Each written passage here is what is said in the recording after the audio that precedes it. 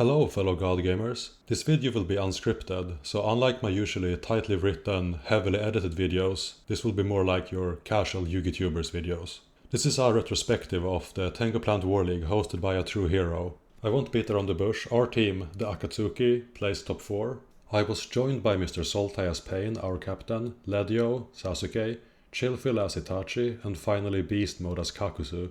Of course, I was the best Akatsuki member, Kisame. We went 8-2 in Swiss, ending up in 2nd place in our convention. I personally went 9-2, losing only the first round versus Pro Storm, and our top 4 match versus Fiend. Overall I was kinda satisfied with my play, although it definitely showed that I do not play enough Yu-Gi-Oh! At all. I made multiple stupid mistakes, but beyond that I am quite satisfied with my performance. It was somewhat disappointing to not win the whole thing. I felt we had a pretty good team and we had a lot of good calls, great deck building. Even though I don't like the deck, I was especially satisfied with our hero list. I really think this is like the way to go if you're gonna play heroes. I also got to smack some Edison Scrub with GNX, which was definitely a highlight. I'm just kidding. Sorry Allison, I had a nuts both games. The overall event ran pretty smoothly. There were some things that could have been done better. Pairings were posted late and there was a proposed change at least, in rules, how we were gonna play out Top Cut. I didn't like that, should have been polled, should have been more transparently done. Also, I was judging the event, nothing really particular came from that, mostly answering questions about how XYZ monsters work and whether you reveal for Mind Crush or not. But there was one situation that caused a lot of scub, and if you play the event you probably know what I'm referring to, but a player cheated, and yes, it was textbook cheating, and if you don't believe so, you are wrong. The punishment that they got is not the punishment I would have given, if we put it that way. I contained myself during the event, trying to be professional, but now that the event is over and I'm off the record, so to speak, I can freely say that I believe the player should have gotten a much harsher punishment than they actually got. A short tangent here, but this is something I feel very strongly about. First of all, you cannot accidentally cheat. Cheating is deliberate. If you mistakenly do something illegal, that is not cheating, so don't worry, I'm not talking about you. However, the player in question cheated deliberately, and they also cheated in another war league, gaining an indefinite suspension, so that speaks bounds about their character and should remove any doubts you have, if you had any still. Cheating is a blight upon gaming, competitive or otherwise, so to all cheaters, I hope you leave and never come back, you have no place here. So with that tangent over, let's go into a happier topic and discuss the decks I played during the War League. Week 1 I played Dragoonity, choosing to play Prison over Bottomless to protect Rhaegar from Card Trooper, which was something I expected to play. I chose this deck because I expected to play versus Agents, and I did, but I faced a good player, played poorly and had a high variance game, which is not a recipe that gives you a win, so to speak. So I got demolished 2-0. Losing the first week feels bad, but we did bounce back, so. Week 2 I chose to play Agent. I had one Beckoning Light as the last slot in my deck. I was debating between that, Mirror Force, Third Duality or something, but I chose Beckoning and I bricked on it game 1, then I sided it out and I'm never gonna play it again I think. I faced Gladiator Beasts, and it was Gladiator Beast without the Fisher, so there's not much to say I think. Next week I played Bog Standard Tengu Plant. The only thing I changed that is unconventional is playing 2 Caius, but I really like the card and deck support as well, so that was something I decided to play. I faced Chaos. Not Cat Sif, but like the Warrior Lady Chaos. Week 4 I played Agents again, swapping the main deck Beckoning for Mirror Force. Like nothing to say. I believe it was a mirror match. Week 5 I played Dragoonity, dropping the Maxi and Malefic for upstarts. I faced Agents and I actually won this time. Week 6 I played Agent again, same main deck. I faced the mirror, like nothing to say. Week 7 I played GNX. I faced a Dragon deck with Card Troopers, like not quite sure what to call that. I drew Offering both starting hands, and the game was just them watching me combo off basically. Week 8 I played, you guessed it, Agents again, same main deck, like nothing to say, you're not really interested in this anyway. Week 9 I played Agents again, because I didn't want to become predictable. I realized I had played Agents every other week, so I played it twice in a row to break the streak. This time I actually switched the main deck up, adding in 2 upstarts. I removed Gores, which might be like questionable, but I think Gores is not the best in Agents. You can't convert off the body easily, and you often have monsters on the field that you take damage over, especially in the mirror. I think cutting Gores might be the way going forward. I didn't really miss it either. I'm not saying you should cut Gores from every deck, but in Agents specifically, I think there's an argument to be made for cutting it. I faced GK this round, and I did win. I didn't see the Twister though, so no comment on that. For the last week of Swiss, I choose to play Tengu Plant again, this time cutting the Caius, playing triple upstart, partly as a hedge towards GK and partly because I think the card is low-key underrated and I wanted to play it. Like, that's the majority of my decisions, honestly. I just want to play it. I faced Agents. And with that, Swiss rounds were over. We played top 8, but I missed out because I had an unfavorable matchup in our newly arrived rescue dog, so say hello to Claire. In top 4 I played Agents, same main deck as week 9, and I lost to Tengu Plant.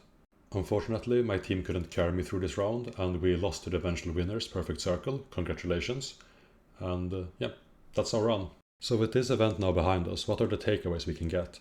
The most obvious is that Agents was overplayed and won a lot of matches regardless. It didn't lose to GK, it didn't lose to anything really. It might have lost to Tengu Plant, but I think that is more of a factor of Tengu Plant being played by higher skilled players, more into the format compared to the Agent players that were a lot of people played Agents, if you put it that way. Catsif heavily underperformed, but I think it's this might just be me struggling to find a reason, but it's a harder deck to play, and people who played it constructed it very weirdly, mostly poorly, honestly, in my opinion. TG had a great showing, and I think it's a really strong deck. TG has definitely been somewhat of a sleeper in the more insular Tengu Plant community, and I really like that people from outside, the inner circle, people who play almost exclusively Tengu Plant, show how strong the deck actually is.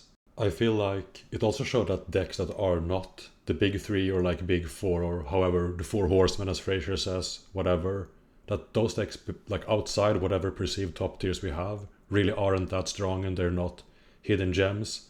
At some level that goes towards the decks I played too, like Dragunity. Didn't perform very well, only a few players played it and we didn't have the greatest success either. I still believe in the deck, but it's a bit disheartening to see that it's basically 2 decks, Plants and Agents above all else. I think it was MMF who said the cracks are starting to show, and I think that to some level is true, that Tengu Plant has, the perception of how the format is doesn't really match up to what we saw in War League, but I also think that it's not necessarily the perfect showcase of how the format actually plays out in some abstract level, because a lot of people were new to the format, they didn't know basic rules, they did questionable plays with questionable card choices, so this isn't a death knell for the format, but it's definitely closer to being at that position than it was a half a year ago. But for me personally, the biggest takeaway is that we started talking about the format again. The format was quite stagnant and insular for a long time, partly due to the decisions of some people that are currently in at least some level of control of the format's image. And that is why I even started this channel in the first place, because I think that there's a lot of opinions that are downright harmful and they are peddled as the absolute truth. We also saw Rays of Light in some decks that could potentially hang with top tiers, like Gadget and Infernity, even the Dragon deck to some extent. I don't think it's as good as Dragunity, but it doesn't have the weakness to Typhoon, and it can play Dark Arm Dragon and Reaper, and the Dark monsters are good, right? So potentially, I don't know. I also think that the tournament showed a bit of the weaknesses in how we currently side deck in Tengu Plant format. People have been using triple Leeching the Light as their sole agent counter, which is neither the best card nor enough by itself to actually win the matchup.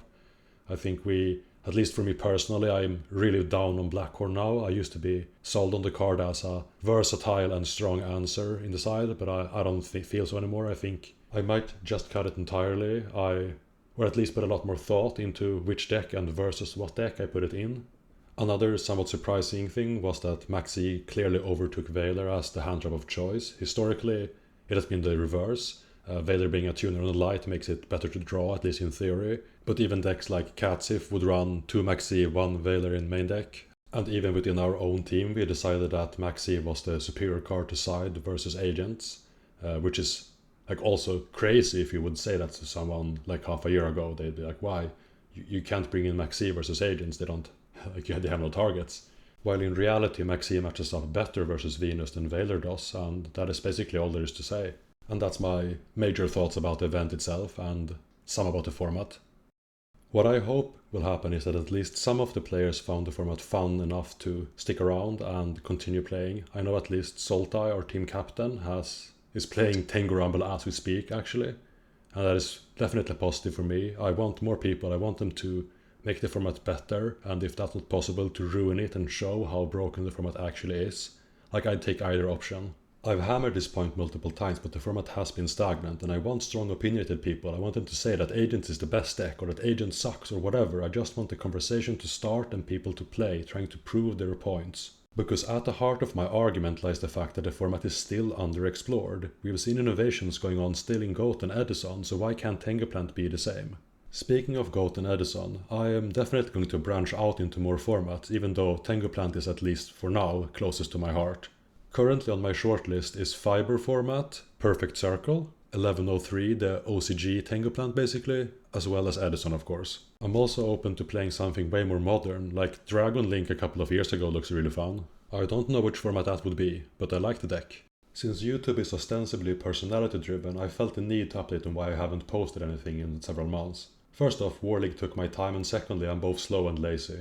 But perhaps most importantly, even though it might not seem that way, I try to not spew random bullshit when I make my videos, and especially for Tengu tiers, I want to have a solid understanding of every deck I rate. While I still feel comfortable in the placements already made, the remaining 3 decks have given me a headache in placing, partly due to my unfamiliarity with them. This is not a big announcement of the cancellation of the series or anything like that, but an excuse of why the schedule has been so slow. The series will resume shortly, so if that's the content you're after, just check in shortly, like relatively shortly, it's my time frame after all, and it's gonna be back. And finally, thanks to ATrueHero for hosting, Lamb for being head judge, most competitors for being good sports, and to my team of course. I literally could not have done this without you. ATrueHero, Sultai and Beastmode all have YouTube channels as well, focusing on Edison format. If you like that kind of content, then check them out, they will be linked below. Finally, congratulations to Perfect Circle for winning, and thanks for listening to me ramble for 10 minutes.